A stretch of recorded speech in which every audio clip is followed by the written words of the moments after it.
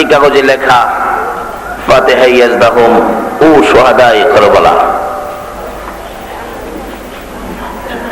আসলে শুহাদায়ে কারবালার ঘটনাগুলো আমাদের প্রত্যেকে জানা দরকার, যাদের রক্তের বিনিময়ে ইসলামের পাওয়ার বেড়ে গেছে, যাদের রক্তের বিনিময়ে হাসরের দিন আমাদের নাজাতের উসিলা হবে। খাতুনে জান্নাত ফাতেমাতুজ জাহরা হাসরের ময়দানে ইমাম হুসাইনের মাথাটা হাতে নিয়ে আল্লাহর আরশের কিনারে যায় কাঁদবে, প্রভু গো, আমার কলিজার টুকরা হুসাইনের মাথা, আমার বাবার উম্মতের জন্য হুসাইন এইভাবে জীবন দিয়েছে, এর বিনিময়ে আমার বাবার উম্মতের তুমি মাফ করে দাও। আল্লাহ রাব্বুল আলামিন ওই জমিনে ঘোষণা দিবেন, আমার বন্ধুর উম্মতের মাফ করে দিলেন। যার রক্তের বিনিময় উম্মতের নাজাত, উম্মতের মুক্তি, এই সমস্ত ঘটনাগুলো উম্মতের জানা দরকার আছে কিনা বলুন তো। আসলে কারবালার ঘটনার মূল কারণ হলো উম্মতের মুক্তি। আমার নবী আরামের বিছানা ফালাইয়া এইরকম রাত্রে নবীজি পাহাড়ের পর পাহাড় পার হইয়া, যেখানে সচরাচর মানুষ যায় না, ওই রকম নিরিবিলি বাবলা কাটার জঙ্গলার চিপায় সেজদায় পড়ে আমার নবী কান্দে, উম্মতি উম্মতি বলিয়া। চোখের পানিতে জমিন ভাসতেছে। রাত্র শেষ হয়ে যায়, ফজরের আজান পড়ে গেল, জামাতের সময় হয়ে গেল। মসজিদে নববীতে মুসল্লিরা অপেক্ষায়, রাসূল কোথায়, জামাতের ইমামতি করবে কে? খবর পাঠাইলেন হুজরায়। মা আয়েশা সিদ্দিকা বলেন, রাসূল তো হুজরায় নাই, মসজিদে নববীতে পাবেন। ভিতর থেকে খবর আসলো মসজিদের নববী থেকে, মা আয়েশা গো, রাসূল মসজিদে নাই, হুজরায়। কিন্তু হুজরায়ও নাই, মসজিদের নববীতেও নাই। সাহাবীরা পাগল হয়ে গেছে। এই নবীর জন্য পাগল হয়ে দেখো না, এই নবীর প্রেমে পাগল না হইয়া নামাজ পড়ো না। তুমি কি জানো না, এই নবী যদি না হইতো নামাজ হইতো না। বলতেছিলাম, মা আয়েশা সিদ্দিকা বলেন, নাই রে নবী হুজরায় নাই, মসজিদের নববী থেকে মুসল্লিরা কান্দে, নবী মসজিদে নাই। আবু বকর একেবারে পাগল পাগল হয়ে যায়, কোথায় রে আমার রাসূল কোথায়? আবু বকর কান্দে, আল্লাহর বন্ধু গো, আমি আবু বকরকে তো কোনোদিন ভুলতে পারেন না। আমি না হিজরতের সাথী ছিলাম, আমি তো আপনার সুখের সাথী, দুঃখের সাথী, গুহার সাথী, রাতের সাথী, দিনের সাথী, আমি তো সব জায়গার সাথী। আজকে আমি আবু বকরকে ফেলে আপনি নবী কোথায় বিদায়ী হয়ে গেলেন? আমাকে ছাড়া আপনি কেমনে থাকবেন, কেমনে চলে গেলেন? আমার নবী নবীজির দিদার হবে তারা হাসরে পার, দয়া করে দেখা দিয়ে দূর কর জ্বালা, হায়রে দয়া করে দেখা দিয়ে দূর কর জ্বালা। ইয়া মুহাম্মদ পিয়ারা নবী এসো নিরালা, ইয়া মুহাম্মদ পিয়ারা নবী এসো নিরালা। তোফাজ্জলের বাবু না, নবী সারা হব না, তোফাজ্জলের বাবু না, নবী সারা হব না। নবীর আশিক পার হইবে হাসরের বেলায়, মুহাম্মদ পিয়ারা নবী এসো নিরালা, ইয়া মুহাম্মদ পিয়ারা নবী এসো নিরালা। বাবারে, এই গুনগুনায়া এ নবীর প্রেমে গান গাও না কেন?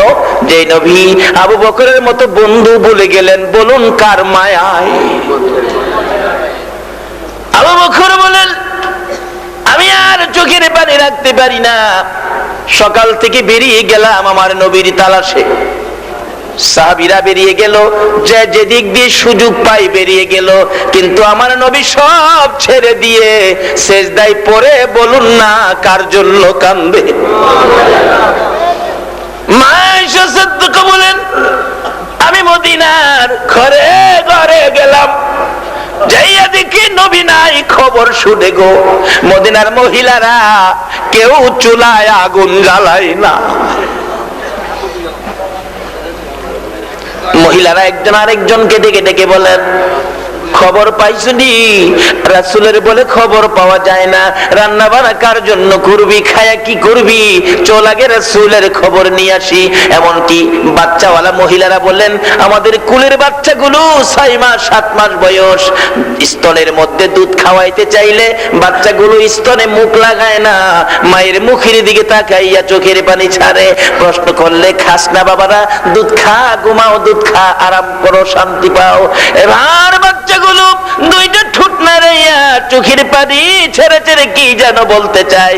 মা ডাকতে থাকে, সন্তানেরা রে, বুঝেছি ঠোঁট নাড়াইয়া কি বলতে চাও, দুধ বুঝি খাবে না? কেন খাবে না বুঝেছি। বাচ্চারা বুঝাইতে চাই, মা গো, রাসূলের খবর যতক্ষণ পর্যন্ত না দিবা গো, আমরা বাচ্চারাও স্তনে মুখ লাগাইব না। এইভাবে 3 দিন পার হয়ে যায়, 3 দিন পার হয়ে যায়। বিকাল বেলা 3 দিন শেষ হয়ে যাবে। আবু বকর, ওমর আমার আপনার নবীর তালাশে ঘুরতেছে, কোথাও খুঁজে পায় না। পাহাড়ের গুহার, পাহাড়ের চিপায়, বাবলা কাটার জঙ্গলার ভিতরে সেজদায় পড়ে। বলুন 3 দিন পর্যন্ত নবী কার জন্য কান্দে? সেই উম্মত, এই নবীকে চিনা দরকার আছে কিনা? আমার নবী উম্মতের ব্যথায় সেজদায় পড়ে কান্দে।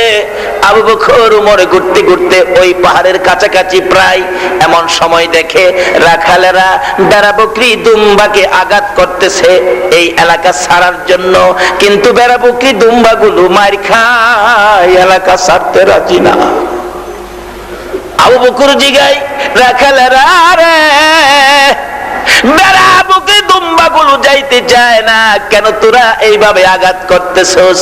রাখালেরা বলেন, আপনার নাম কি? আমার নাম আবু বকর। আপনার সঙ্গে কে? আমার ভাই ওমর। ও আবু বকর, ওমর, আজকে 3 দিন হয়ে গেল গো আবু বকর, ওমর, একটা মানুষ চাঁদের মতো সুন্দর চেহারা লইয়া একটু সামনে যাইয়া দেখো সেজদায় পড়ে রে, উম্মতি উম্মতি বলে কান্দে। ওই লোকটার দিকে তাকাই, আরে আবু বকর, ওমর, আমাদের বেড়া বকরি দুম্বাগুলো কান্দে। আজকে 3 দিন হয়ে গেল, আল্লাহর কসম করে বলি একবারও ঘাস পানিতে মুখ লাগায় না। আমরা তাদেরকে আঘাত করতেছি এখান থেকে নিয়ে যাওয়ার জন্য। আবু বকর, ওমর রে, এত আঘাত করি এই লোকটাকে ছেড়ে আমাদের বেড়া বকরি দুম্বা যায় না। আবু বকর একটা চিৎকার মারলেন, ওমর, যার দিকে তাকাইয়া বেড়া বকরি দুম্বা কান্দে রে, আমার রাসূল ছাড়া আর কেউ না, চল আমরা রাসূলের সন্ধানে যাই। দৌড়ে যাইয়া দেখে আবু বকর, ওমর বলেন, আমরা যাইয়া দেখি এখনো আল্লাহর বন্ধু সেজদায় পড়ে উম্মতি উম্মতি বলে কান্দে। উম্মতেরা গো, কেমনে এই নবীরে বুইলা রইলা? আজকে যারা এই নবীর মায়ায়, নবীর আদরের নাতি হুসাইনের মায়ায় এই মাহফিলে যারা রাত্র দিয়েছো, একদিন আমার নবীর স্বপ্নের দিদার নসিব হইয়া যাইবে। আমার নবী সেজদায় পড়ে কান্দে। আবু বকর পাশে দৌড়াইয়া যাইয়া দাঁড়াইয়া ডাকতেছে, ইয়া রাসূলুল্লাহ, আমি আবু বকর এসে গেছি। হুজুর গো, আমি আবু বকর, আমি না আপনার হিজরতের সাথী, আমি না আপনার রাতের সাথী, দিনের সাথী। হুজুর, আমি ওই আবু বকর, আপনি নবীর যাতে কষ্ট না হয় 3 বার করে সাপের দংশন খেয়েছিলাম, নিজের জীবন দিতে রাজি হয়েছিলাম, আপনাকে কষ্ট দিতে রাজি ছিলাম না। আমি সেই আবু বকর আপনার পাশে হাজির। উঠুন, মাথা ওঠান হুজুর, মাথা ওঠান। আমার নবী কান্দে উম্মতি উম্মতি বলিয়া। আবু বকর বলেন, আল্লাহর নবী গো, আমি আবু বকরকে ভুলে গেলেন উম্মতের মায়ায়। জান, আর কাঁদতে হবে না। আপনার উম্মত নিয়ে হাসরের জমিনে যদি বিপদে পড়ে যান, আপনার উম্মতের মুক্তির জন্য আমি আবু বকরের তামাম জিন্দেগির নেকি আপনার উম্মতের দান করে দিলাম। অনেক লম্বা ঘটনা।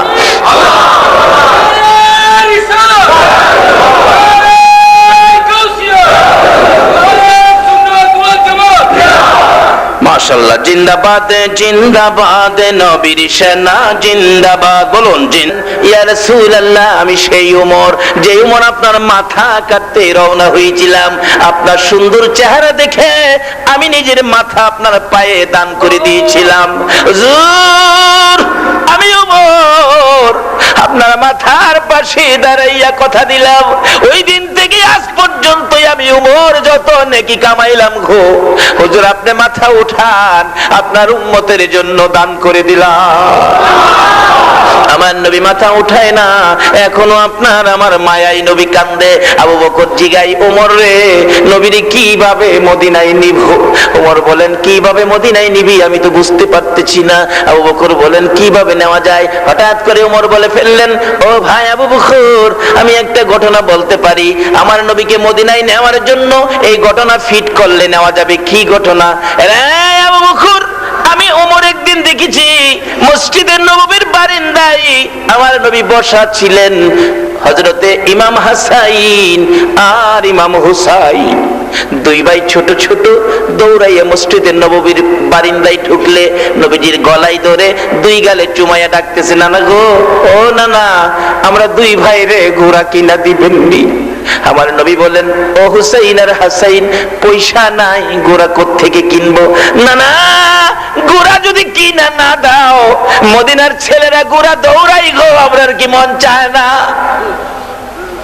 আমার নবী বলেন, এ হাসাইন আর হুসাইন, আয়, আমি ঘোড়ার মতো হই, তোরা দুই ভাই আমার পিঠে চোয়ার হইয়া বয়। ওমর বলেন, আবু বকর, আমি দেখেছি আল্লাহর বন্ধু ঘোড়ার মতো এইভাবে হামাগুড়ি দিয়েছে, আর হুসাইন আর হাসাইন দুই ভাই নানার পিঠের উপর চড়ে বসছে। আমার নবী যে দুই নাতিরে খুশি করার জন্য রে একবার মসজিদে নববীর দক্ষিণ দিকে যায়, আবার উত্তর দিকে যায়। হুসাইন হাসাইন দুই ভাই বড় খুশি। হাসাইন বলে ফেললেন, নানা গো, মদিনার ঘোড়াগুলি সুন্দর করে ডাক দিতে শুনেছি, তুমি একটা ডাক শোনাও না গো নানা। রে আবু বকর, আমি ওমর শুনেছি দুই নাতিকে খুশি করার জন্য আমার নবী ঘোড়ার মতো ডাক দিয়েছে। আবু বকর, আমার মন বলে সেই হাসাইন আর হুসাইন যদি নানা নানা কইয়া ডাক মারে রে, আমার বিশ্বাস নবী মাথা উঠাইবে। দুইজন লম্বা ঘটনা সংক্ষেপ করে দিলাম। ওমর ফারুক রাদিয়াল্লাহু তাআলা, হযরতে আবু বকর সিদ্দিক রাদিয়াল্লাহু তাআলা দুইজনে বাড়ির দিকে রওনা হলেন, মদিনার দিকে রওনা হলেন। হযরতে আলী রাদিয়াল্লাহু তাআলা দাঁড়াইয়া কান্দে আর ডাকে, আবু বকর গো, উমর গো, আমার রাসূলের খবর পাইছো? মদিনার কারো চোখে কারো মুখে আনন্দের কোনো কথা ছিল না, সকলের চোখে কান্না, সকলের মুখে দুঃখ আর বেদনা। এমনকি মদিনার পশু পাখিরা পর্যন্ত আমার নবীর ব্যথায় ব্যথিত হইয়া কান্দে। মাঠে ঘাটের ছেলেরা খেলাধুলা বন্ধ করে দৌড়ায় বাড়িতে যায়, আর খেলিস না রে, আবার রাসূলের খবর পাওয়া যায় না। যতক্ষণ পর্যন্ত রাসূলের খবর না হবে রে, আর কোনদিন খেলার মাঠে যাব না।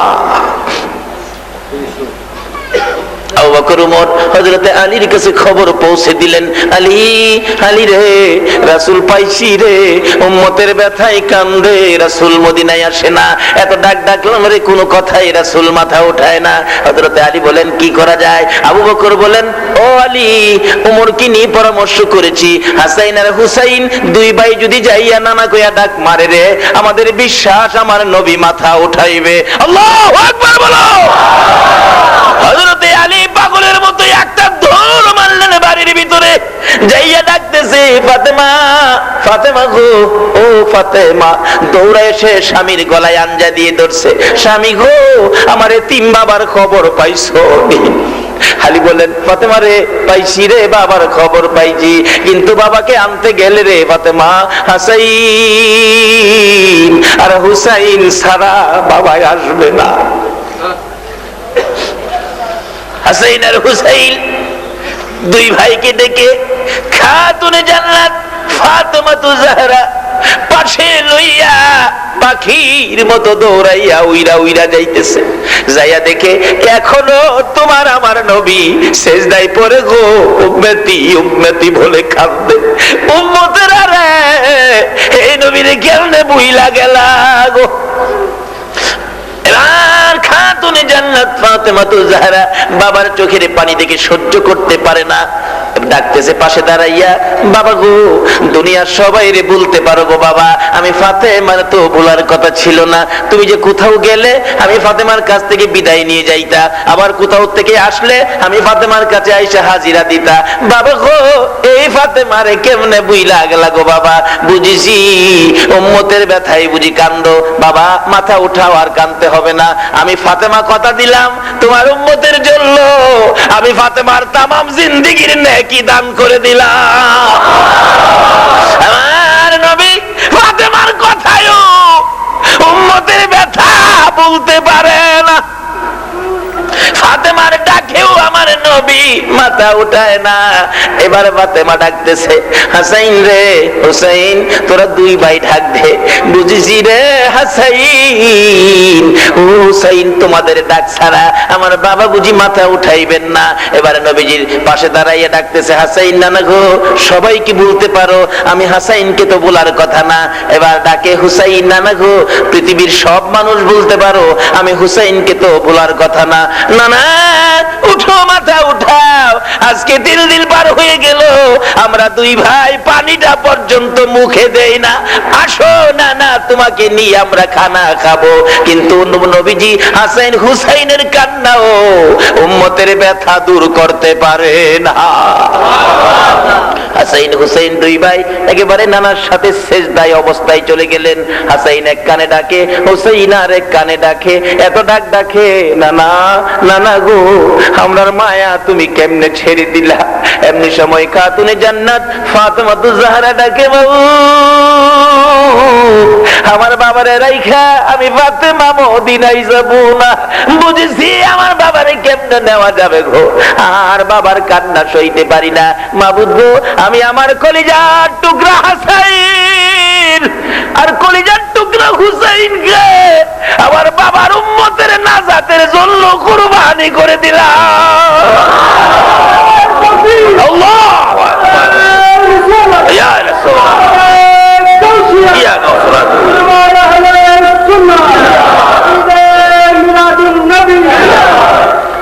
এমনি সময় আমার আল্লাহ বলেন, জিবরাইল, মা হইয়া সন্তান কুরবানি করেছে, মায়ের দোয়া কবুল হয় কিনা বলুন। আপনাদের এদিকে হয়? সব জায়গাতেই হয়। যদি মা মুসলমান না হিন্দুও যদি হয়, তবু মায়ের দোয়া সন্তানের জন্য কি হয়? তার বাস্তব ঈশ্বরচন্দ্রের ঘটনা। ঈশ্বরচন্দ্রের মা চিঠি লিখছে, চিঠির উপরে লেখা ছিল মায়ের ডাক। বাবা ঈশ্বরচন্দ্র, যেখানেই থাকো, আমি তোমার মা অসুস্থ। বাবা চিঠি পাওয়া মাত্র চলে আইসো, দেরি করো না কিন্তু। বলুন ডাকটা কার? ঘুমাই দিয়েছেন আপনারা? কার ডাক? মায়ের ডাক। এখনো এই ইতিহাস আছে, মায়ের ডাক। চিঠি গিয়ে পৌঁছছে রাত্র গভীর, কিন্তু এত বাতাস, ঘূর্ণিঝড়, তুফান, বৃষ্টি, মানুষ ঘর থেকে বাহির হইতে পারে না। কিন্তু ঈশ্বরচন্দ্র হিন্দু ভদ্রলোক দেখতেছে লেখাটা মায়ের ডাক, কিন্তু আমি কোনো কিছু মানবো না, ডাকটা তো আমার মায়ের। নদী পার হইতে হবে কর্ণফুলী নদীর মতো, ঝড় তুফান, নৌকা নাই, কি দিয়ে পার হবে? কিন্তু তার একটাই সম্বল মায়ের ডাক। লাফ মেরে নদীর মধ্যে পড়ে গেলেন। ঝড় তুফানের মধ্যে বড় বড় ঢেউ সাতরাইয়া নদীর পার এসে পৌঁছে গেলেন। সংক্ষেপ করলাম, বৃষ্টি ঝড় তুফানের মধ্যে মায়ের ঘরের দরজায় আওয়াজ দিলেন। কোন শব্দ নাই, শুধু আওয়াজ দিলে মা তো বুঝে ফেলছে আমার পাগল ছাড়া কেউ না। মা দরদি ঘরের ভেতর থেকে একটা চিৎকার মেরে ডাক মারলেন, কে রে? বাবা ঈশ্বরচন্দ্র। তুমি কি ঈশ্বরচন্দ্র? বাহির থেকে বললেন, হ্যাঁ মা, আমি তোমার ছেলে। দরজাটা খুলে দিলেন মা। এত বড় তুফান, ঘূর্ণিঝড়, বৃষ্টি বাদল কিভাবে আসলি? মা, চিঠি যখন পেয়েছি মায়ের ডাক, কেউ আমাকে থামাইয়া রাখতে পারে না। নদী সাঁতরাই আসলাম। মা বলেন, কি কয় পাগল, ঝড় বৃষ্টি মানলাম না, তোমার ডাকে তোমার ঘরের দরজায় হাজির হয়ে গেলাম। মা সঙ্গে সঙ্গে দোয়া করলেন, ও আকাশের মালিক, প্রভু হ্যাঁ আকাশের মালিক, শুধু আমার ঈশ্বর চন্দ্র আমি মায়ের ডাকে এইভাবে দৌড়াইয়া চলে আসলো। নদী সাঁতরাইয়া ঝড় বৃষ্টি ছেড়ে দিয়ে, ঝড় বৃষ্টি মানলো না, ঝড় বৃষ্টি আটকায় রাখতে পারলো না, এইভাবে চলে আসলো।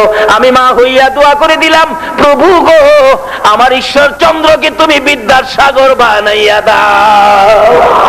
বলুন, এখনো মায়ের দোয়াই কবুল হয়ে ঈশ্বর চন্দ্রের নামের সাথে বিদ্যার সাগর রকবা আছে কিনা? মায়ের দোয়া কবুল হয়, কি বলেন, হয় কিনা?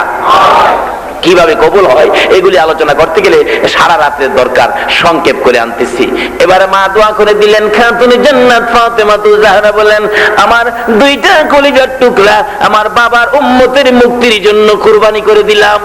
খুশি হলেন মা, কুরবানি করলেন বাবার উম্মতের জন্য।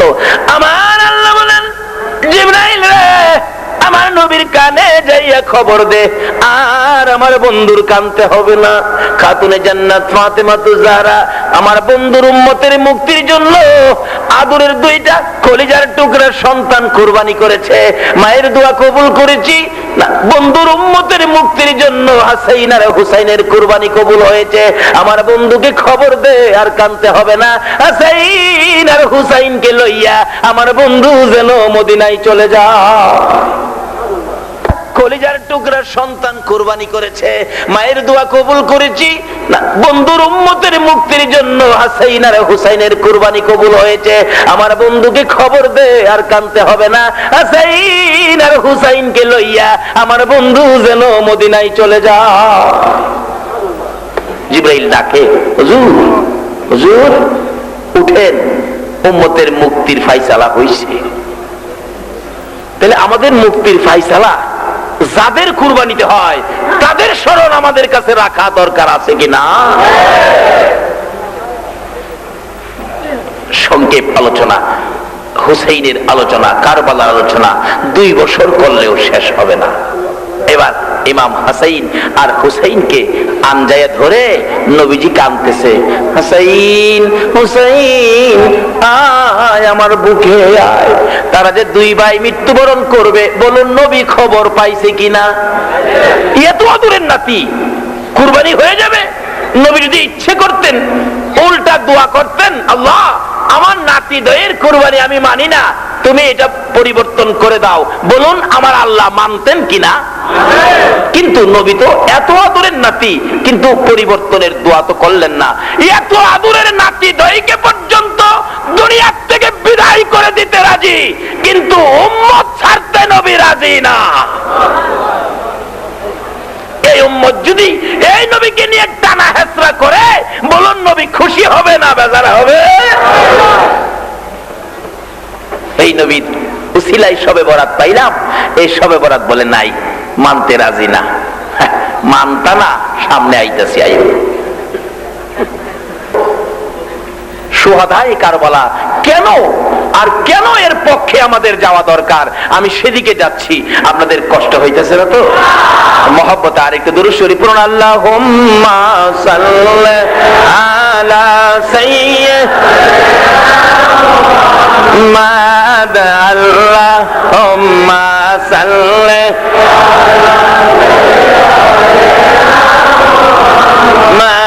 মাদানাবি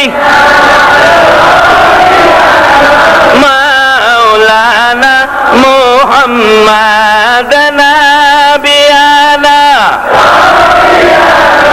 মাওলানা আহারে পাশান হৃদয় নবীর জন্য কান্দো না রে, পাশান হৃদয় নবীর জন্য কান্দো না রে, তোমায় সারা দয়াল নবী বেহেশতে না রে তোমায় সারা দয়াল নবী বেহেশতেতে যাবে না।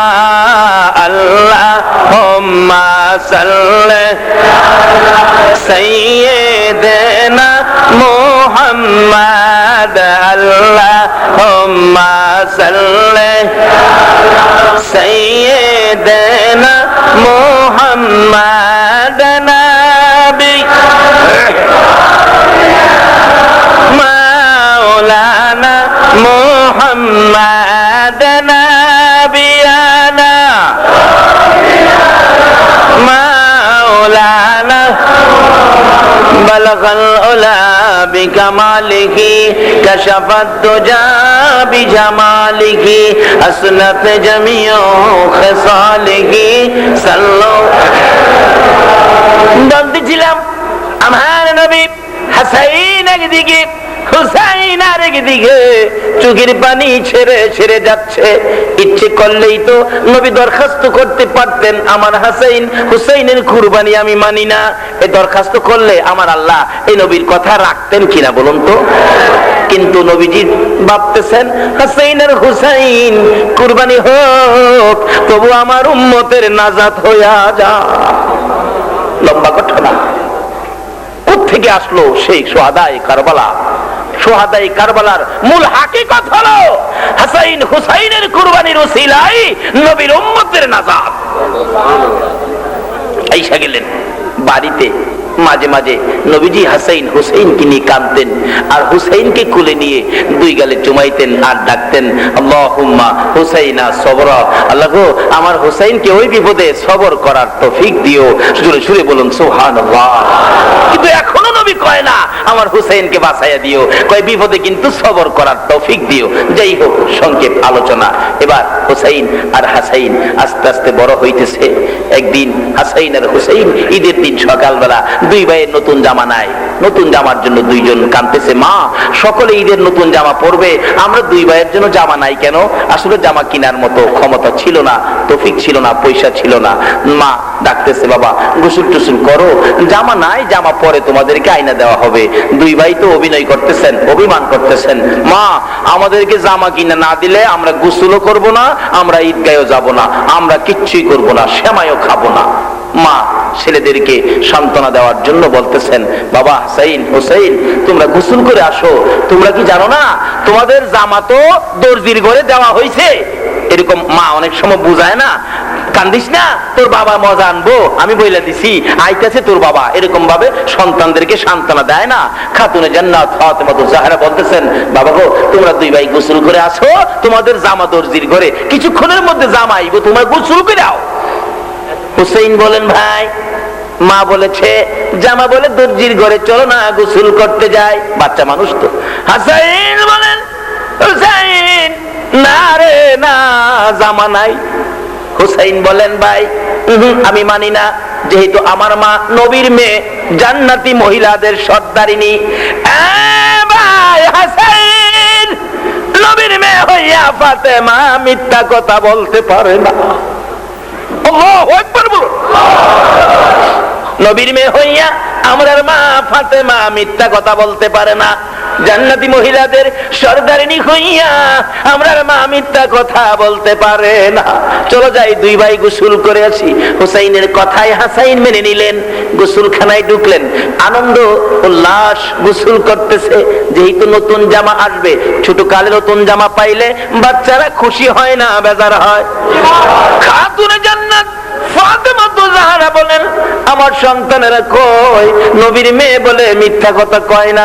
এমনি নামাজের বিছানা বিছাইয়া 2 রাকাত নামাজ পড়ে হাত বাড়াইছে, মাবুদ হুসাইন কয় গো, নবীর মেয়ে বলে মিথ্যা কথা কয় না, তুমি কি নবীর মেয়ের ইজ্জত রাখবা না? তুমি কি নবীর মেয়ের ইজ্জত রাখবা না?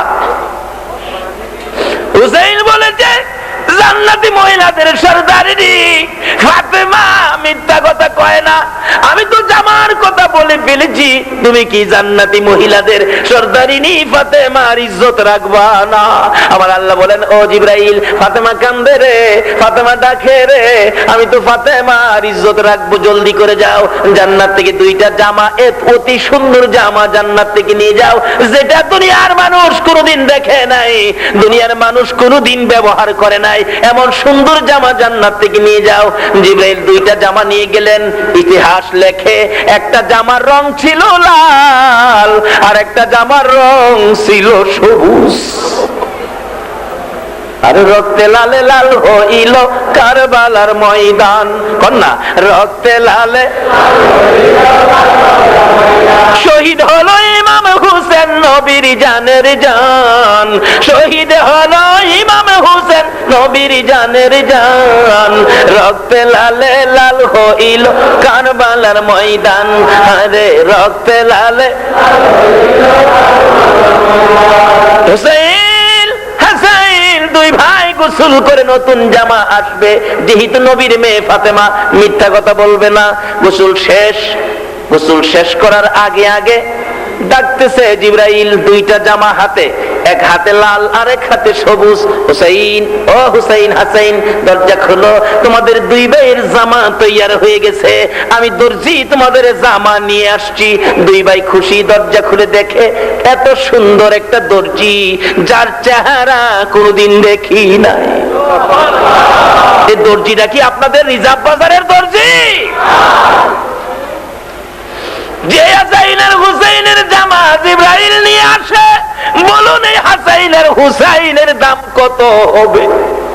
যে হুসাইনের জীবনী, হুসাইন যখন ছোট, নবীজি নামাজের সেজদায় ছিলেন, হুসাইন যাইয়া নবীজির ঘাড় মুবারকে চড়ে বসছে, মাথার চুল মুবারকে ধরে এইভাবে নাচতেছে।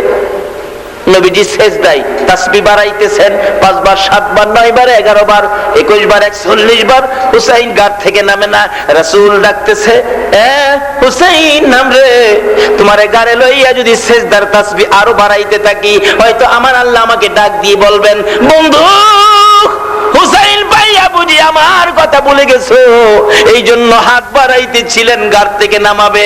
আমার আল্লাহ বলেন, জিবরাইল রে, আমার বন্ধুর কানে খবর দে রে, হুসাইন বন্ধুর গাড়ে বসায় আমার কাছে বড় সুন্দর লাগে রে। যতক্ষণ পর্যন্ত হুসাইন ইচ্ছা করে গাড় থেকে না নামে, আমার বন্ধু যেন সেজদায় পড়ে থাকে।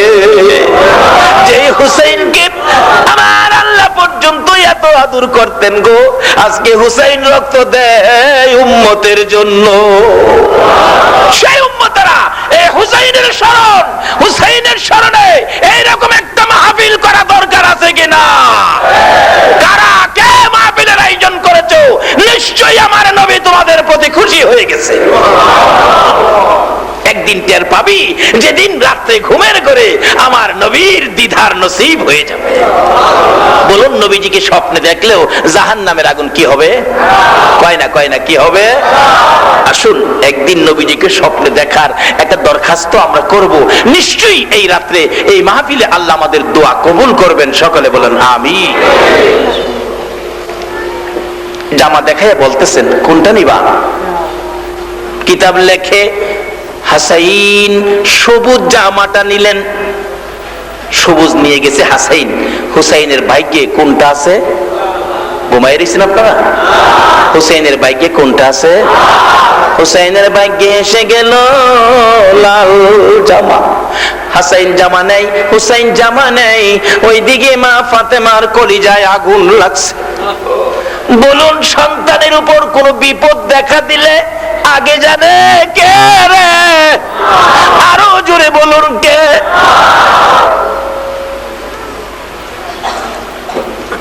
আমেরিকায় ছেলের অ্যাক্সিডেন্ট, বাংলাদেশের রাঙ্গামাটিতে মা দুপুরবেলা খাইতে বসছে, ভাত মুখে যায় না। মা বলেন, খাবো না রে, কেন জানি আমার কলিজায় আগুন লাগছে, কেন জানি আমার কলিজায় দাও দাও করে আগুন জ্বলছে। 2 ঘন্টা পরে টেলিফোন আসছে, আপনার ছেলে অ্যাক্সিডেন্ট। বলুন, বিজ্ঞানের দেওয়া খবর আসার আগে মার কলিজায় খবর আসছে কিনা। মা ডেকে ডেকে বলেন, বুঝেছি রে, এই জন্যই বুঝি আমার কলিজায় আগুন ভাত খাইতে পারি না। খাতুনে জান্নাত ফাতেমাতুজ জাহরা বললেন, আমার কলিজায় ধাউ ধাউ করে আগুন জ্বলছে। এমনি সময় দরজার মধ্যে ধাক্কা দিতেছে, পিছনে দাঁড়াইয়া গেছে হাসাইন হুসাইন। মা গো মা, কিসের দোয়া করো, কিসের কান্না কান্দো গো মা? এই যে চক্ষু খুলে দেখো, আমরা দুই ভাইয়ের জন্য বড় সুন্দর একটা দর্জি এসে এই দুইটা জামা আমাকে দিয়ে গেলেন। মা চাকাইয়া দেখে হাসাইন হুসাইন বড় খুশি, হাতের মধ্যে জামা। ডাকতেছে, মা এই যে কত সুন্দর জামা। মা বলেন, হাসাইন ও হুসাইন, এই জামা গায়ে লাগাইস না রে, এই জামা আসার পরেই দিয়ে আমার কলিজায় আগুন জ্বলছে। এই কারণটা আমার বাবারে না জিগায়া এই জামা গায়ে লাগাইস না, চল নতুন জামা তোর নানারে দেখায় নিয়ে আসি। মা চলো না, পার্শ্ববর্তী বাড়ি নিয়ে গেলেন নানার দরবারে। যাইতেছে, আমার নবী এই নানা নাতিদেরকে দেখলে অন্য সময় খুশি হতেন, আজকে খুশি হয় না, দুইটা চোখের পানি জর্জর করে ছেড়ে দিলেন। খাতুনে জান্নাত ফাতেমাতুজ জাহরা বলেন, বাবা গো, নাতিদেরকে দেখলে আগে খুশি হইতেন, আজকে খুশি হন না কেন, চোখের পানি ছেড়ে দিলেন কেন? এবার আমার নবীটাকে, ফাতেমা রে, সকল কথা মায়ের কাছে বলা যায় না। জিবরাইল আমার নবীর কানের গোড়ায় মুখ লাগাইয়া খবর পৌঁছে দিলেন, আল্লাহর বন্ধু গো, দুই ভাই আসতেছে জামার খবর নেওয়ার জন্য। ফাতেমা যেদিন আপনার উম্মতের নাজাতের জন্য হাসাইন আর হুসাইনকে কুরবানি করেছিল, এই কুরবানি তো কবুল হয়ে গেছে। এখন কুরবানির টিকিট, কুরবানির চিঠি, কুরবানির খবর এসে গেছে। হুজুর বলে দেন, ফাতেমারকে খবর জানিয়ে দেন, হাসাইন সবুজ জামা নিয়েছে। একদিন আপনার উম্মতেরা গো, একদিন আপনার উম্মতেরা হাসাইনকে বিষ খাওয়াইয়া এইভাবে সবুজ রং করে দুনিয়ার থেকে বিদায় করে দিবে। আমার নবী হাসাইনকে টাইনা ধরে কাঁদতেছিলেন। আল্লাহর বন্ধু হুসাইন রে বেশি আদর করেন। হুসাইনের লাল জামা বাগে আসছে, কারবালার জমিন হবে গো, ইরাকের জমিনে। এই কারবালার জমিনে আপনার উম্মতেরা গো, আপনার আদুরের নাতি হুসাইনকে কারবালার জমিনে রক্তে লাল লাল করে দিবে, গলা কেটে দিবে। হুসাইন গড়াগড়ি করে কাঁদবে, দুনিয়ার থেকে বিদায় হয়ে যাবে। আমার নবী ডাকতেছেন, রে হাসাইন আয় আমার পাশে আয়। মাথাটা বুকের মধ্যে রেখে মাথায় হাত বুলাই আদর করে দিলেন। হুসাইনকে বুকে চাপাইয়া ধরে কাঁদতেছে আমার নবী। ফাতেমা বারবার জিজ্ঞেস করে, বাবা এইভাবে আর কোনদিন কাঁদো নাই, আজকে কেন নাতি লইয়া কাঁদো? আমার নবী বলল, ফাতেমা রে, সকল কথা আমার কাছে বলা যায় না। হুসাইনকে বুকে লইয়া ডাকতেছেন, আল্লাহুম্মা হুসাইনা সবরা, আল্লাহ গো আমার এই হুসাইনকে তুমি কিন্তু সবর করার তৌফিক দিও। লম্বা ঘটনা ঝাঁক, একের পর এক সময় দিন বছর পার হয়ে যাচ্ছে। আমার নবীজি দুনিয়া থেকে বিদায় হয়ে গেলে, স্যার খলিফা দুনিয়া থেকে বিদায় হয়ে গেলে, উম্মতের জন্য মায়ের দোয়া সন্তান কুরবানি কবুল হয়ে গেল। হাসাইনকে জহর খাওয়ায়া, বিষ খাওয়ায়া দুনিয়া থেকে বিদায় করে দিল। হুসাইন একা হয়ে যায়, মা নাই, বাবা নাই, নানাও নাই। বড় ভাই ছিল, বড় আদরের ভাই, বড় দরদি ভাই, বড় ভাইও বিদায় হয়ে গেল। মাবিয়ার ছেলে এজিদ চক্রান্ত করে বিষ খাওয়াইয়া দুনিয়া থেকে বিদায় করে দিল। এখন শত্রু রয়ে গেল মাত্র নবীর আদরের নাতি, কলিজার টুকরা, নবীর নয়নের মণি ইমাম হুসাইন। বলুন, নবীর আওলাদের শত্রু তখনও দুনিয়ায় ছিল কিনা? এখন যে থাকবে না এরকম না তো, তখনও ছিল, এখনো। কাজে এগুলো যদি আলোচনা না হয়, তাহলে আপনারা নবীর পক্ষ, হুসাইনের পক্ষটা কিভাবে নেবেন? একটাই তো পক্ষ, যেটা নবীর পক্ষ, যেটা আমার আল্লাহর পক্ষ, যেটা আল্লাহর সাহায্য পাওয়ার পক্ষটাই হলো নবী মুহাম্মদ রাসূলুল্লাহর পক্ষ। কারা আজকে আজকে হুসাইনের স্মরণে মাহফিলের আয়োজন করেছো, নিশ্চয়ই তোমাদের ভাগ্য ভালো।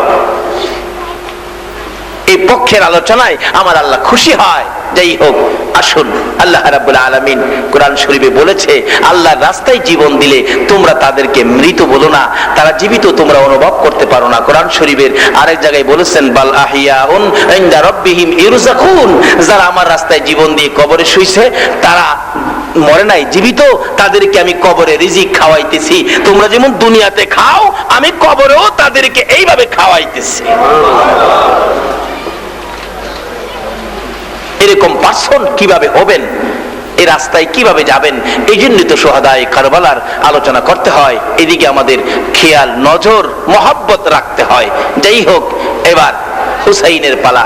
মাবিয়ার ছেলে এজিদ চক্রান্ত করতেছেন কিভাবে হুসাইনকে বিদায় করে দেওয়া যায়। কিছু বুদ্ধিমহল তাদেরকে পরামর্শ দিলেন, এই এজিদ, হুসাইনকে মদিনায় রেখে শেষ করা যাবে না। যেহেতু হাসাইনকে শেষ করেছি, হুসাইন এখন চারদিকের জ্ঞান ফুটে গেছে, মানুষ পরামর্শ দিয়েছে, হুসাইনকে মদিনায় রেখে পারা যাবে না।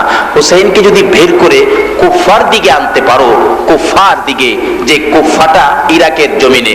এক বুজুর্গ বলেন, বাবারে, ইরাকে আগুন জ্বলবে, কারণ ইরাকের কুফা নগরের মানুষ নবীর কলিজায় আগুন দিয়েছে।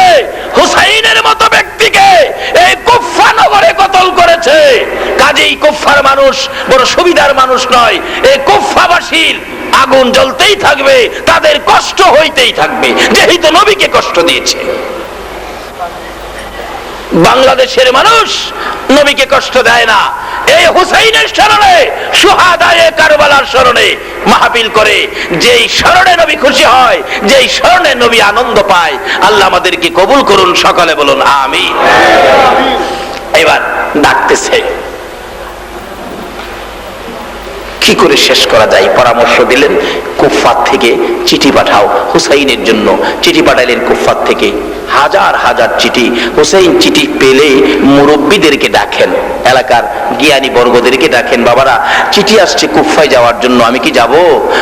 মুরব্বী বাবারা, জ্ঞানী বাবারা বসে বসে দেখেন যে না, কুফার মানুষের চিঠির রং ভালো, কিন্তু তরবারির ব্যবহার ভালো হবে না। এটা মুরব্বীদের জ্ঞানী যারা, এরকম একটা বুঝ তাদের আছে না, একটা অবস্থার উপরে তারা একটা চিন্তা ফাইসালা দিতে পারে, বলে যে না, হবে না। কিন্তু হুসাইন এইভাবে বহুদিন চিন্তা করলেন, কিন্তু কিছুতেই এটা মদিনার লোকেরা মানতে রাজি না। মুরব্বীরা বলেন না, এটা সম্ভব না। হাসাইন বিদায় হয়ে গেছে, মদিনার অর্ধেকটা খালি হয়ে গেছে। হুসাইন যদি বিদায় হয়, পুরা মদিনা খালি হয়ে যায়। কাজী মদিনা খালি করতে তারা রাজি না, অবশেষে বিদায় দিতে রাজি না। কিন্তু হুসাইন বলতেছেন, এত চিঠি আসলো, আপনারা দেন না, আমি যাই। এদিক দিয়ে মুরব্বীরা, জ্ঞানীরা মিটিং ডাকলেন, এরকম আপনাদের রিজার্ভ বাজারের মতো অনেক লোকজন বসলেন। একজন জ্ঞানী বলতেছেন, আচ্ছা, হুসাইনের পক্ষ থেকে একজনকে কুফায় পাঠাইতে চাই, এই কুফার খবরটা যদি আপনারা আমাদের লোকেরা দেয় যে কুফার খবর ভালো, তাহলে আমরা হুসাইনকে যেতে দিব, না হয়তো আমরা যেতে দিব না। একজন বললেন দাঁড়ায়া, হুসাইনের পক্ষ থেকে কুফায় আমি যাব। ইতিহাস লেখে, কিতাব লেখে, যার নাম হলো মুসলিম বিন আকিল। মুসলিম বিন আকিল বলেন, আমি যাব। উনি দাঁড়াইলেন, ঠিক আছে, তুমি যাবে, তৈয়ার হও। তার দুইটা ছেলে ছিল, ছোট ছোট ছেলেদের মা নাই, মা মারা গেছে, যাদের নাম কিতাবে আসছে মোহাম্মদ ও ইব্রাহিম। দুইজন বলতেছেন, আব্বু, আপনি চলে গেলে আমরা কার কাছে থাকবো? আমাদের তো মা নাই, আমরা আপনার সাথে যাব। ছোট ছোট দুইটা বাচ্চা, 12 বছর 13 বছরের দুইটা বাচ্চা সহ তিনজনের কাফেলা করে মুসলিম বিন আকিল কুফায় পৌঁছলেন।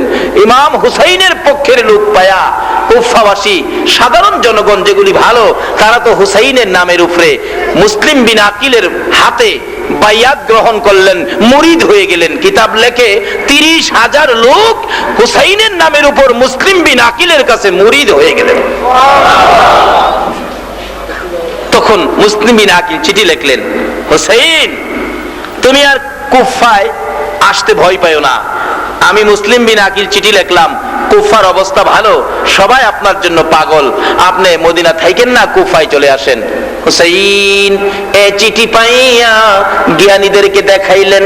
মুহররমের 1 তারিখ হুসাইন এই চিঠি লইয়া রাত্রে যখন ঘুমের ঘরে ঘুমাইতে গেলেন, রাত্রে ডাকতেছে আমার নবী এসে, হুসাইন যা রে যা রে কুফায় যা, আমার উম্মতের জন্য তোমার কুরবানি কবুল হয়েছে রে হুসাইন, কারবালার জমিনে যাইতে হবে রে, কারবালাই জীবন দিতে হবে, কারো কথা মাইনো না, তোমার যে কবুল হয়ে রয়েছে তোমার যাইতেই হবে।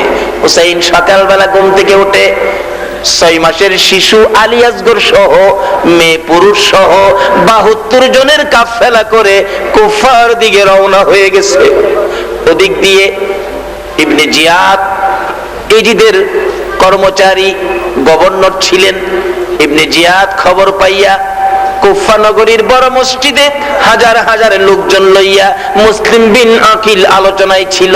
ইবনে জিয়াদ ডাকতেছেন, আপনারা এখানে কেন আসছেন? আমরা তো হুসাইনের পক্ষের লোক, আমরা তো তার কথা শুনতেছি, আমাকে চিনেন, আমি এজিদের লোক, আপনারা যান। কিছু টাকা টুকা দিয়ে সপ্তাহ বিদায় করে দিলেন। ইতিহাস লেখে শুধু একজন লোক হুসাইনের লোকের পক্ষে ছিলেন, যার নাম ইতিহাস লেখে হানি। হানি মুসলিম বিন আকিলের পাশে বসে বলতেছেন, ও মুসলিম বিন আকিল, অবস্থা ভালো দেখা যায় না, তুমি আমার বাড়িতে চলে যাও, না হয়তো এক্ষুনি তোমাকে জব করে ফেলবে। মুসলিম বিন আকিল কই, বলেন কি? সঙ্গে সঙ্গে মুসলিম বিন আকিল চলে গেলেন হানির বাড়িতে। এই যদি সৈন্যরা এসে ডাকতেছেন, ইবনে জিয়াদ ডাকতেছেন, এই হানি, এই লোকটা কোথায়? মুসলিম বিন আকিল এখানে ছিল কোথায়? হানি বলেন, এখানে ছিল, এখন কোথায় আছে আমি কি বলবো, তুমি দেখো, ঘুরতেছে, কোথাও পায় না। এই নবীর আদরের নাতি হুসাইনের পক্ষের মদিনার আওলাদে রাসূল, ওই নবীর আদরের নাতির পক্ষের লোক মুসলিম বিন আকিলকে ধরার জন্য চক্রান্ত শুরু করলেন। কিভাবে ধরবো? এদিক দিয়ে হুসাইন তো রওনা হয়ে গেছে, কুফায় যাবে। মুসলিম বিন আকিল লুকায় আছেন। একটা লোক এজিদের পক্ষ থেকে একবারে 3 দিনের জন্য মসজিদে গিয়ে ঢুকছে। কয়দিন? 3 দিনের জন্য মসজিদে ঢুকে খালি নামাজ পড়ে, তসবিহ টিপে, হাত তুলে কান্দে, হা হা হা, আমার ভাই, মার পেটের ভাই মুসলিম বিন আকিল মদিনার থেকে আসছে, শুনলাম বিপদে আছে, নেওয়ার জন্য আসছি। 3 দিন পর্যন্ত খালি কান্দে। হানি কয়, 3 দিন যখন কাঁদতেছে, লোকটা নিশ্চয়ই তার আত্মীয় স্বজন হইতে পারে। কানে কানে জিজ্ঞেস করলেন, মুসলিম বিন আকিল, তোমার কি হয়? আমার মার পেটের ভাই, আমার আপন ভাই, ভাইয়ের বিপদে জমি জমা বিক্রি করে টাকা নিয়ে আইছি ভাইকে উদ্ধার করার জন্য। হানি বললেন, শোনো, আসলে সে এজিদের লোক, মুনাফিক।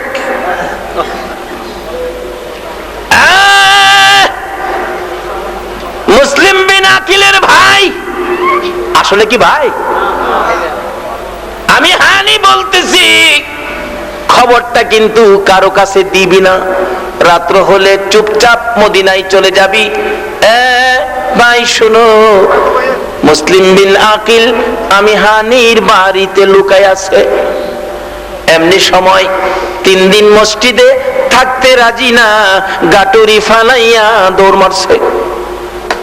এজিদের কাছে খবর পৌঁছাবে, ইবনে জিয়াদের কাছে খবর পৌঁছালে, ইবনে জিয়াদের কাছে খবর পৌঁছলে সঙ্গে সঙ্গে এজিদি সৈন্যরা এসে হানির বাড়ি ঘেরাও করে ফেলেছে। মুনাফিক। হানি কান্দে, মদিনাওয়ালা গো, ও মদিনাওয়ালা, পারলাম না তোমার নাতির পক্ষের লোকটাকে বাঁচাইতে। লোকায়িত অবস্থার থেকে ঘাড়ে ধরে টাইনা বাহির করে কুফা নগরীর বড় মসজিদের সামনে নিয়ে মুসলিম বিন আকিলের গলায় ছুরি চালাইয়া দিছে। মুসলিম বিন আকিল ডাকতেছে, রে মুহাম্মদ ইব্রাহিম। 12 বছর 13 বছরের 2টা ছেলের দিকে লক্ষ্য করে ডাকে, মুহাম্মদ ইব্রাহিম রে, আয়, তোদের বাবার জীবন যায়, আমার জীবন গেল, দুঃখ নাই রে বাবা, তোমরা যেই কোনো ভাবে মদিনার দিকে দৌড় দেও, হুসাইনের কানে খবর দে, হুসাইন যেন কুফায় না আসে। এই বলে মুসলিম বিন আকিল দুনিয়া থেকে বিদায় হয়ে গেল, কিন্তু মোহাম্মদ ইব্রাহিম তো জীবিত রয়ে গেল।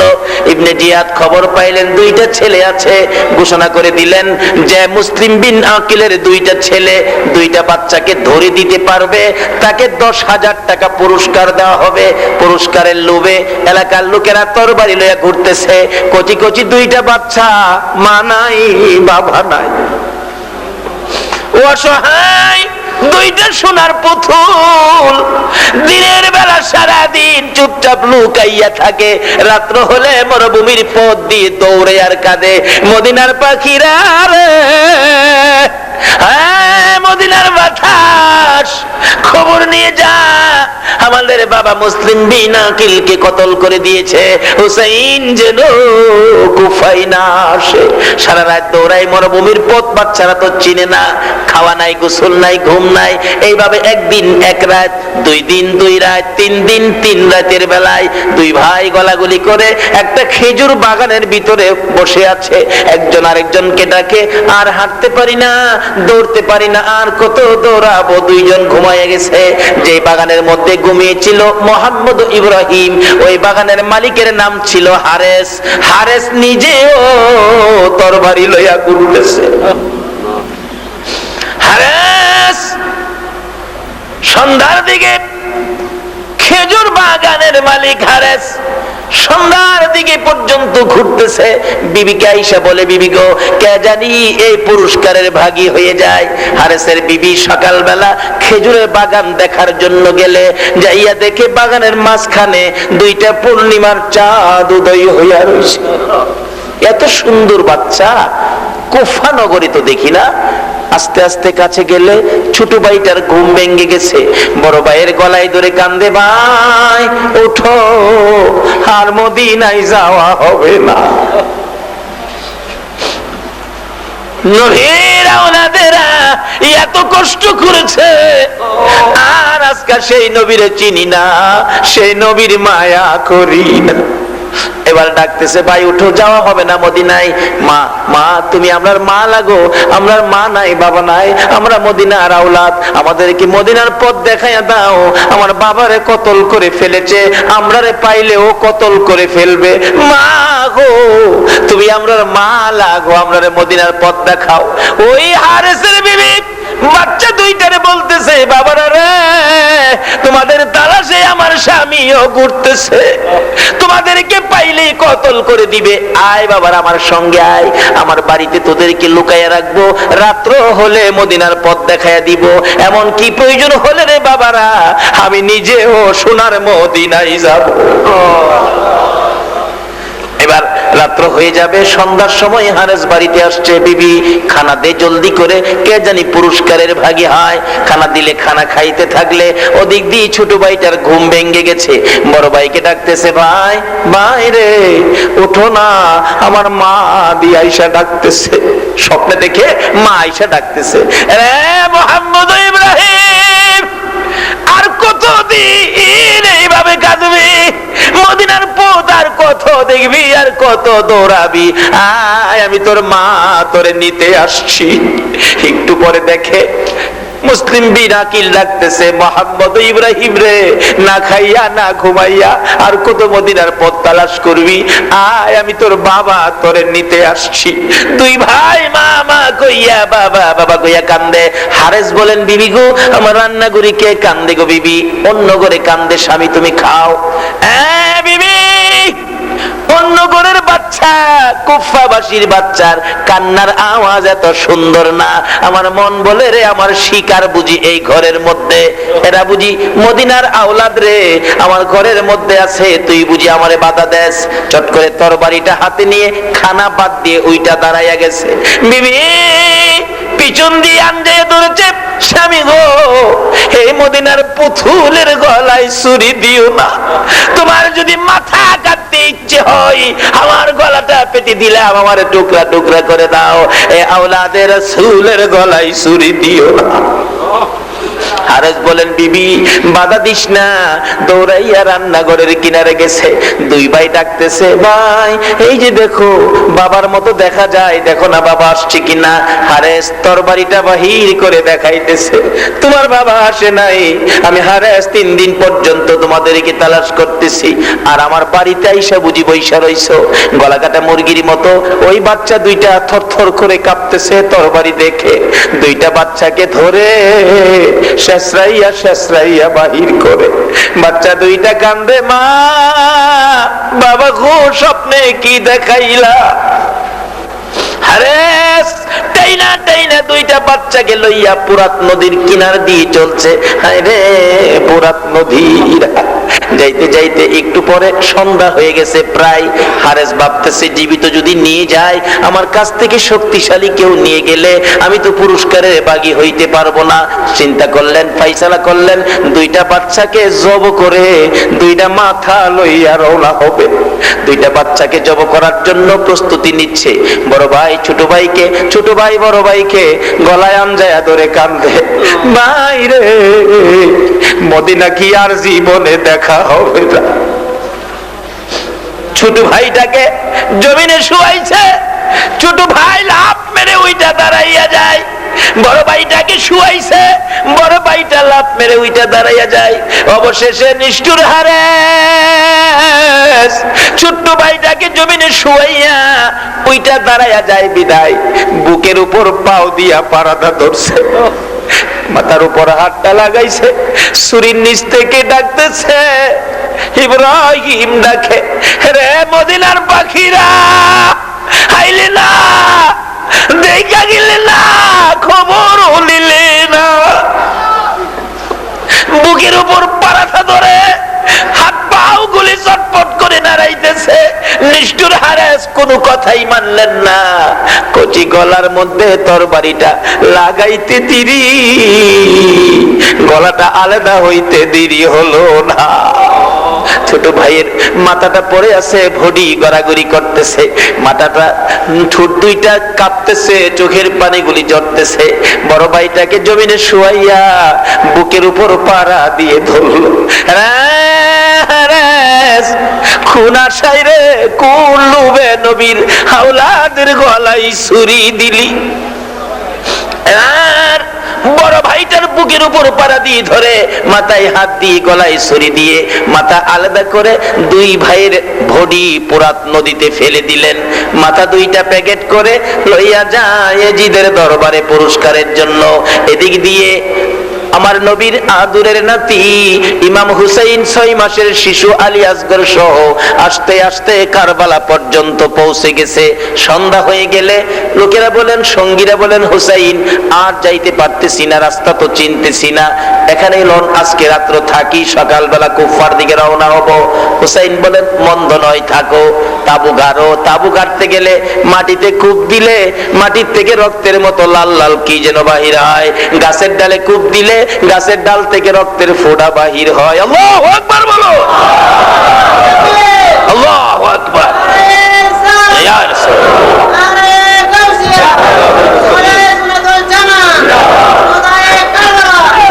সঙ্গীরা বলেন, হুসাইন ব্যাপার তো বুঝি না, রক্ত বাহির হয় গাছের ডাল থেকে, মাটির থেকে লাল লাল কি যেন বাহির হয়। হুসাইন বলেন, দাঁড়া রে, আমি জিগাই এই জায়গাটার নাম কি? হুসাইন এলাকার লোকদেরকে ডেকে এনে প্রশ্ন করতেছেন, ও মুরব্বী বাবারা, ভাইয়েরা, এই জায়গাটার নাম কি? জবাব দিলেন এলাকাবাসী, এই জায়গাটার নাম কারবুলা। হুসাইন জর্জর করে চোখের পানি ছেড়ে দিলেন, সঙ্গীরা রে, তাবুটা না রে, এটা হলো কারবুলা। হুসাইন নির্দেশ দিলেন, তাবুটা নাইলেন, রাত্র হয়ে যায়। এই যদি সৈন্যরা খবর পাইয়া কমপক্ষে 4000 সৈন্য নিরস্ত্র নিরপরাধ মুসলমান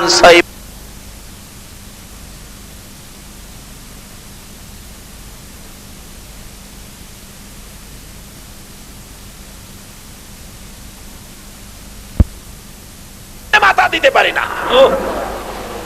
পাদ্রী হইয়া যদি নিজের মাথা দিয়ে নবীর ভালোবাসায় হুসাইনের মহব্বত দেখাইতে পারে, বলুন আমরা কি এই হুসাইনের স্মরণের মাহফিলে কিছু দিয়ে হুসাইনের মহব্বত দেখাইতে রাজি আছি না? ظلمنا أنفسنا وإن لم تغفر لنا وترحمنا لنكونن من الخاسرين رب ارحمهما كما ربياني صغيرا রব্বুল আলামিন জান্নাতের বাগানে বসে জান্নাতি মেহমান লইয়া তুমি যার প্রেমে সব বানাইছো, ওই নবীর আশিক পাগল লইয়া, নবীর আদরের নাতি ইমাম হুসাইনের পাগল লইয়া রিজাব বাজার রাঙ্গামাটিতে বসে তোমার শাহী দরবারে হাত বাড়াইলাম। আমরা যারা হাত বাড়াইছি জানি না জীবনে আর কতদিন হাত বাড়াইতে পারবো, জানি না কতদিন এইভাবে মাহফিলে শরীক হইতে পারবো। কবে জানি মৌতের চিঠি দিয়ে আজরাইল পাঠাইয়া দাও, কবে জানি বড় বাড়ি বড় ঘর সুন্দর বিছানার থেকে চারজনে দৌড়ে দৌড়ে টাইনা টাইনা বাহির করবে। উঠানের কিনারে পর্দাটা নাইয়া জীবনের শেষ গোসল করাবে, সাদা পোশাক পরাইয়া আতর গোলাপ সুরমা দিয়া সাজাইবে, শেষ বিদায়ের গাড়িতে উঠাইয়া রে অন্ধকার কবরে পাঠাইবে। ওই দিন আসার আগে গো আমরা যারা হাত বাড়াইছি, কার জীবনে কত গুনাহ হিসাব জিগাইও না। এ মাহফিলের উসিলাই আমাদের তামাম জিন্দেগীর গুনাহগুলো ক্ষমা করে দাও গো আল্লাহ। ইয়া আল্লাহ ক্ষমা চাইলাম, জীবনের গুনাহ ক্ষমা করছো নি গো আল্লাহ। ডাকবেন না আল্লাহ, ইয়া আল্লাহ জীবনের গুনাহ ক্ষমা করছো, কন্যা কন্যা জীবনের গুনাহ ক্ষমা করছো। জানিয়া না জানিয়া ইচ্ছা অনিচ্ছাই প্রকাশ্যে গোপনে যত গুনাহ করেছি, এই শাবান চাঁদে সব গুনাহ তোমার কাছে ক্ষমা চাই। আমাদের সবাইকে তুমি মাফ করে দাও। ইয়া আল্লাহ মা বাবা যারা দুনিয়াতে আছে হায়াত বাড়িয়ে দাও, মা বাবা কেমন জিনিস বুঝার তৌফিক ছেলে মেয়েদেরকে দান করে দাও। ইয়া আল্লাহ খাস করে এই মাহফিলের আয়োজন যারা করেছে হারুন ভাই সহ, ইয়া আল্লাহ সকলের বংশধরময় মুরব্বি যারা কবরে, সকলের কবর জান্নাতের বাগান বানিয়ে দাও।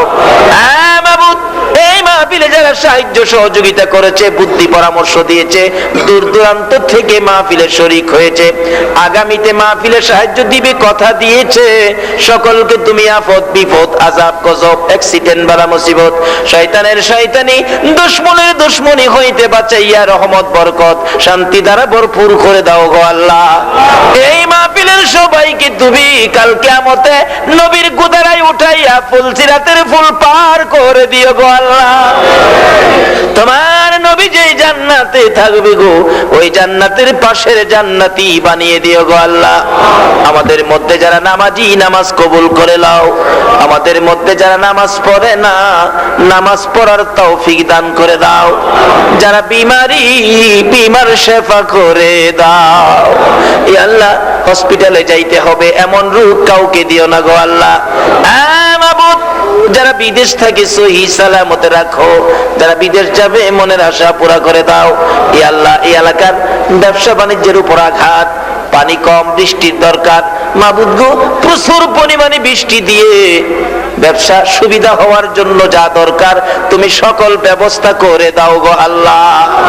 ইয়া আল্লাহ খাস করে আমরা যারা হাত বাড়াইছি, আমাদের মধ্যে যারা ব্যবসা করে ব্যবসায় বরকত দাও, যারা চাকরি করে পদোন্নতি দান করে দাও। ইয়া আল্লাহ যারা গৃহস্থী করে জমির ফসলে বরকত দাও, সকল বিপদ আপদ থেকে বাঁচাইয়া রহমত বরকত শান্তি দ্বারা ভরপুর করে দাও গো আল্লাহ।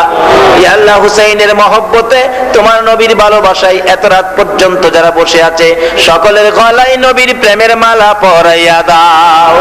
মাবুদ, এত রাত পর্যন্ত যারা মাহফিলে কষ্ট করেছে সবাইকে তোমার নবীজির দিদার স্বপ্নে দেখাইয়া দাও। নবীজিকে স্বপ্নে না দেখাইয়া এই মাহফিলের কাউকে তুমি সাদা কাফন গায়ে লাগাইও না। ইয়া আল্লাহ, এই শবে বরাতের রাত্রে তোমাকে ডাকার তৌফিক দান করে দাও। ইয়া আল্লাহ, শবে বরাতের বরকত রমজান সহ শবে কদর সহ নসিব করে দাও। ইয়া আল্লাহ, আজকের মাহফিলের পরিচালক দোয়া চাইলেন, ইয়া আল্লাহ ভাই সাহেবের মনের সকল আশা পুরা করে দাও। মাবুদ, আজকের মাহফিল তোমার কুদরতি হাতে আমানত করে গেলাম, কিয়ামত পর্যন্ত তুমি কায়েম রাখো গো আল্লাহ। এই মাহফিলের পাগল যারা হবে গো সবাইকে তুমি তোমার নবীর পাগল বানাইয়া দাও। ইয়া আল্লাহ, একজন মহিলাও এই মাহফিলে দান করেছে, ইয়া আল্লাহ এই দান কবুল করে রাবিয়া বস্তির মতো বানাইয়া দাও। কাল কিয়ামতে খাতুনে জান্নাত ফাতেমাতু জাহরার সাথে হাসর নসিব করে দিও। ইয়া আল্লাহ, মাহফিল শেষে যারা যেখানে যাবে গো সহি সালামতে পৌঁছাইয়া দিও। ইয়া আল্লাহ, খাস করে হারুন ভাই দোয়া চাইছেন, তার আব্বা দুনিয়ায় নাই, আল্লাহ তুমি তার আব্বাকে মাফ করে দাও। তার আম্মা দুনিয়ায় আছে, নেক হায়াত বাড়িয়ে দাও। এইভাবে যাদের আম্মা আব্বা দুনিয়াতে আছে হায়াত বাড়িয়ে দাও। ইয়া আল্লাহ, আমার আব্বার হায়াত বাড়িয়ে দাও। ওয়া সাল্লাল্লাহু তাআলা আলা খায়রি খালকিহি মুহাম্মাদিন ওয়া আলা আলিহি ওয়া আসহাবিহি আজমাইন বিহাক্কি লা ইলাহা ইল্লাল্লাহু মুহাম্মাদ